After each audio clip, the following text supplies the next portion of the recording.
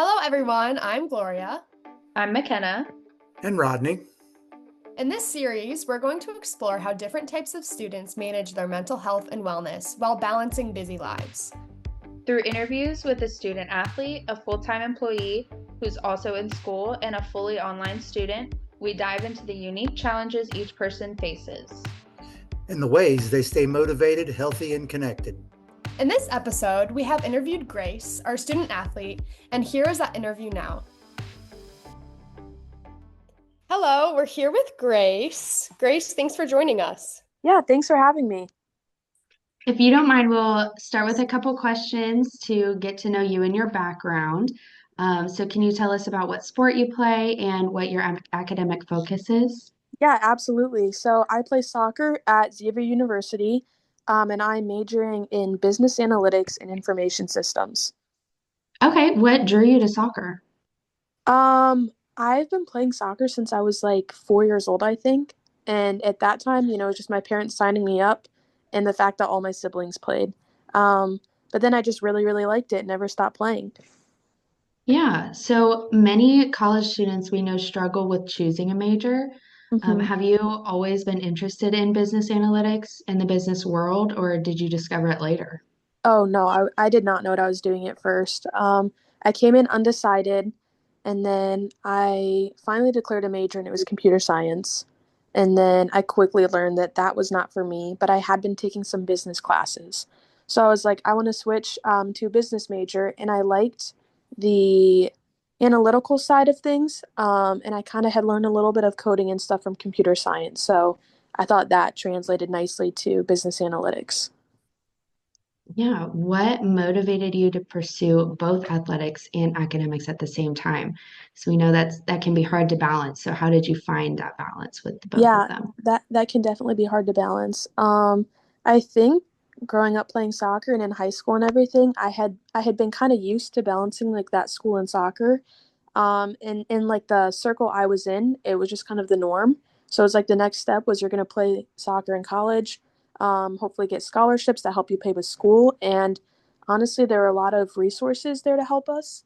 And we had our academic advisors, and like my freshman year, they made us have mandatory study table hours, and we had to meet in with a person every week that they just made sure we were staying on track because I think especially that first semester, it's a lot to take because it's a big jump and it's a big transition.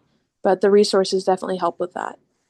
Was there ever, it sounds like you were pretty confident from the beginning, but was there ever a time that you questioned your ability to handle both, or did you pretty much remain confident with all of those support tools? Um, I think I was more nervous before I actually started because I heard from a lot of people that it was really difficult. And I think depending on your major and where you're at, it can be really, really hard. So I think I was nervous ahead of time, like wondering if I'd be able to do it all. And then I think once I got into the swing of things, um, I was lucky that like my coaches were very understanding and I had good advisors and professors because that's another thing.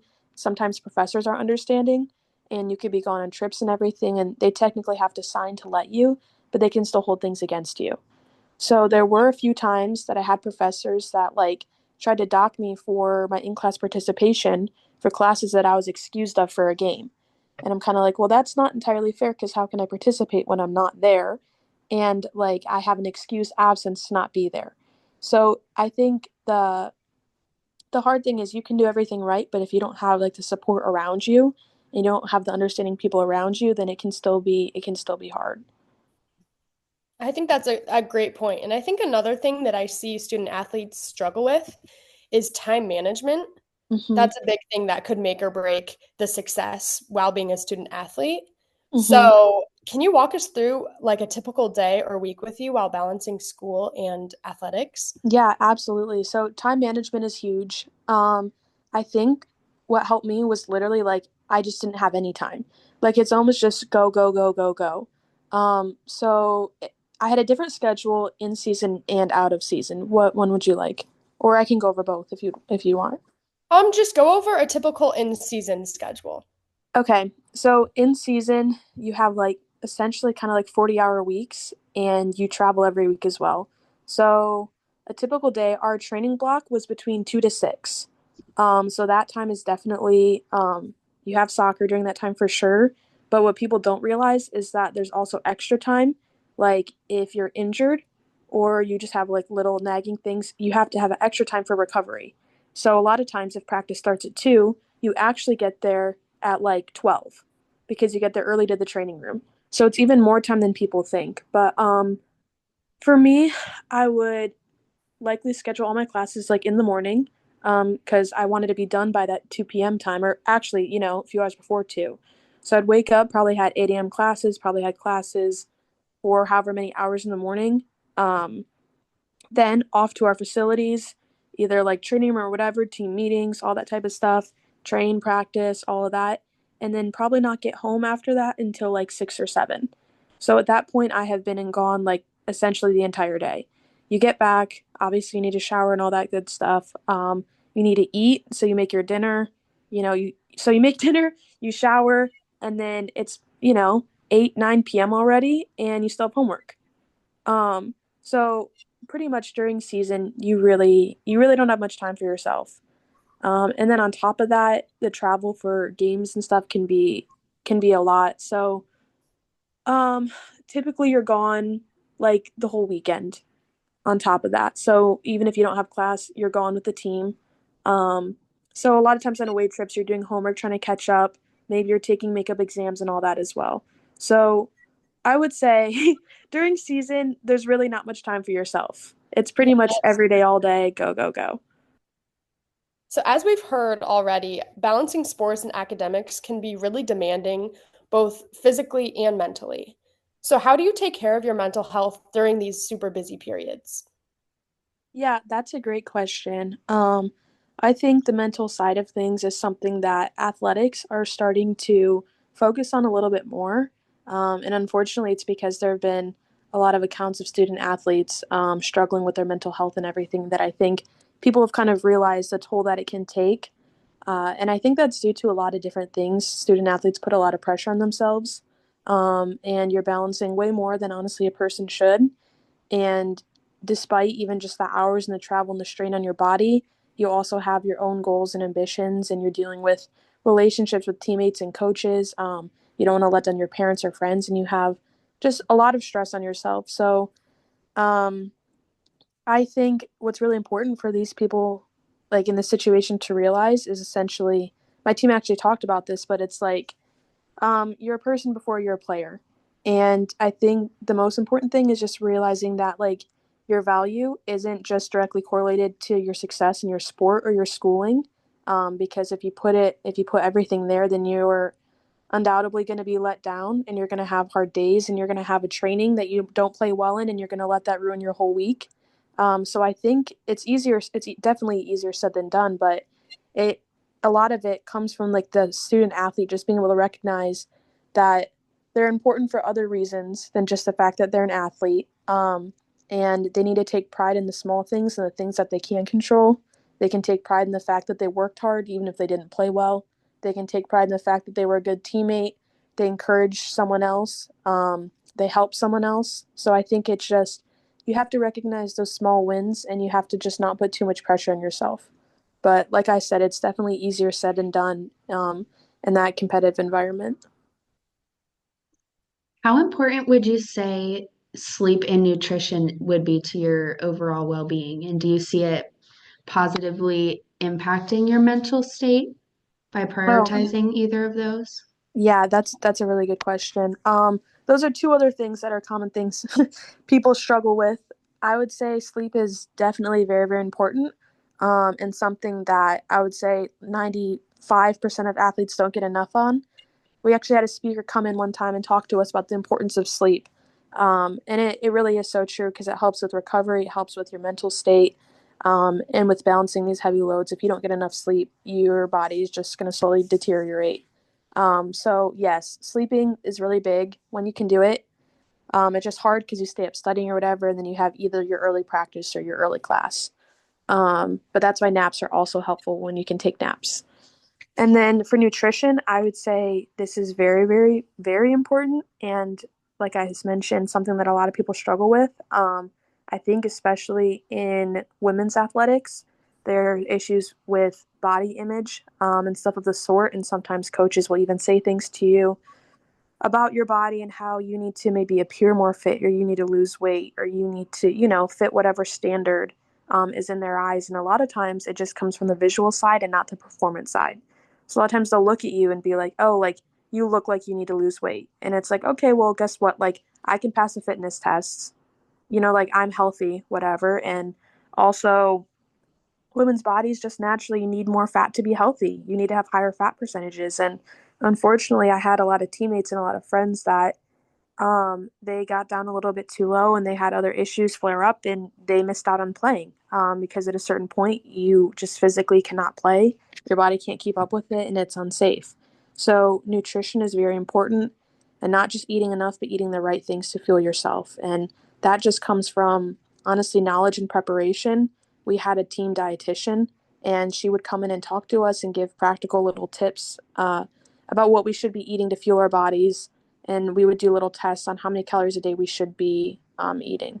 So I would say those two things are very, very important. But again, they are hard to manage.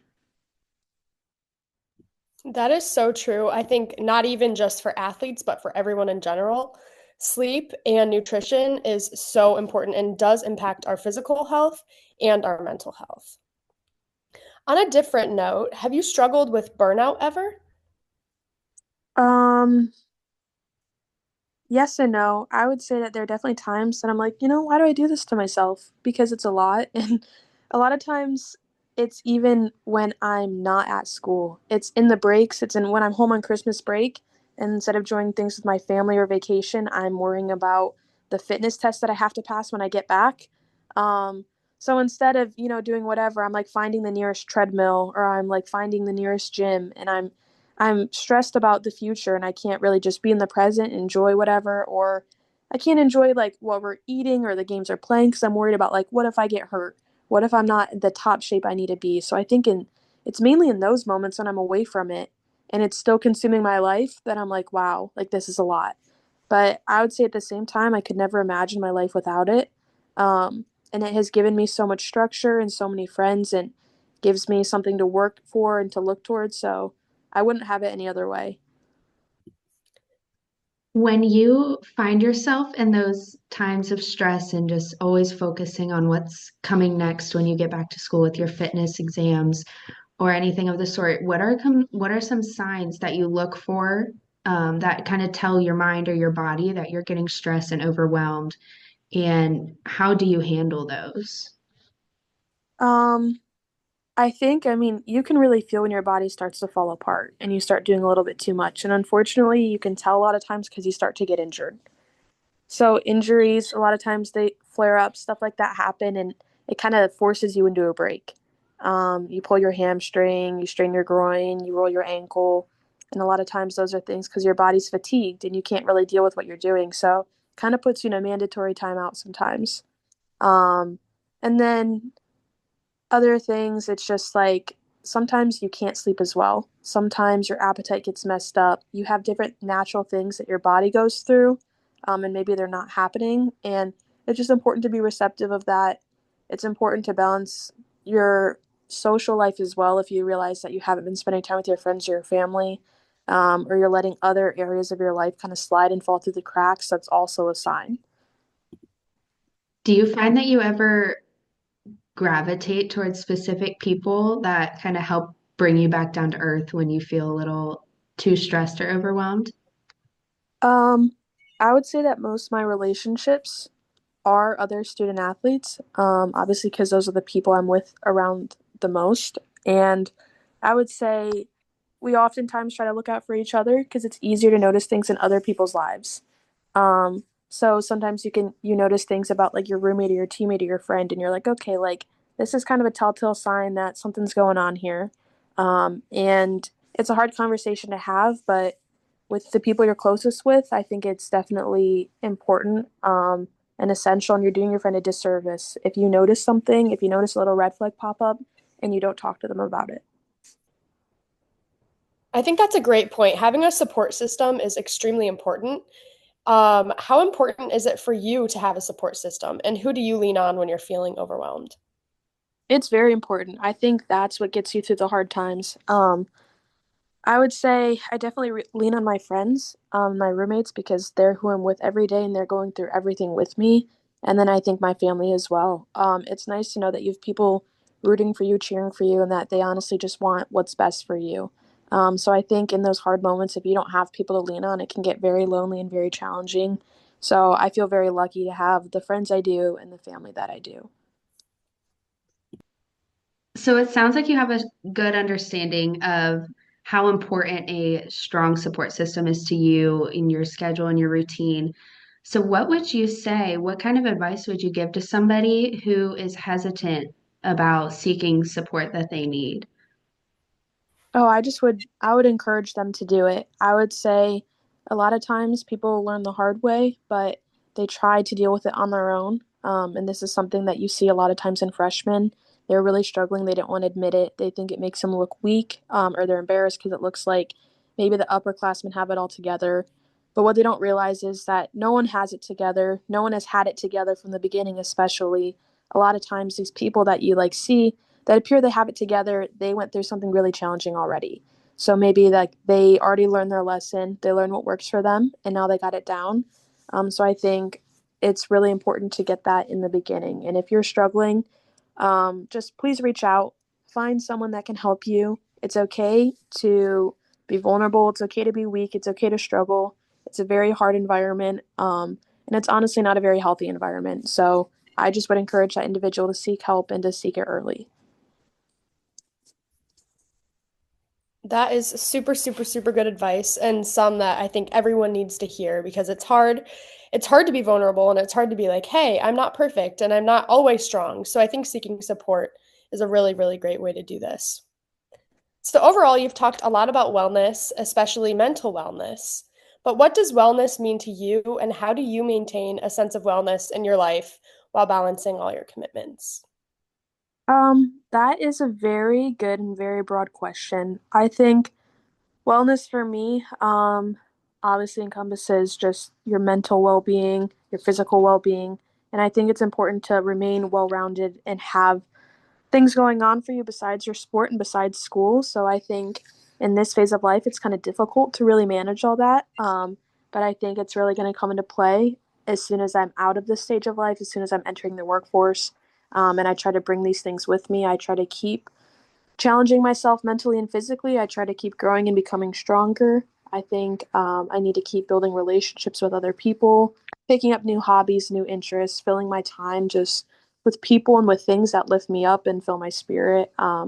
So I think it's hard to answer simply because I think it's really all encompassing. But I think just really having a well structured, well rounded lifestyle that focuses on health, that focuses on fitness, friendships, and honestly, just enjoyment of life. If things bring too much stress, a lot of times reevaluate if they're actually worth it. And I think oftentimes they're not. Finally, could you share one tip of advice for student athletes or students in general when it comes to balancing their health and responsibilities? Yeah, I would say a really important thing is to figure out where your priorities lie. And then, so I think you figure out what's the most important thing for me, what's my biggest goal. And then what you do is you evaluate your lifestyle and your choices after that.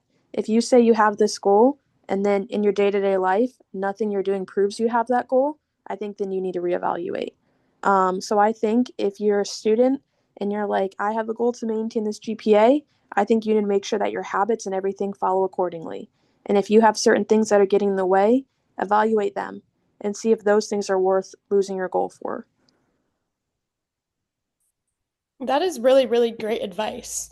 Overall, you gave us amazing insight on what it's like to balance full-time school while basically having a full-time job of being an athlete. And I think you had really, really great insight on that. So thank you. Thank you. Thank you so much for listening to this episode. We hope you enjoyed hearing about the real experiences and challenges our guests shared. Stay tuned for the next part of our series, and remember, take care of your mental health and wellness is just as important as everything else on your plate. See you next time.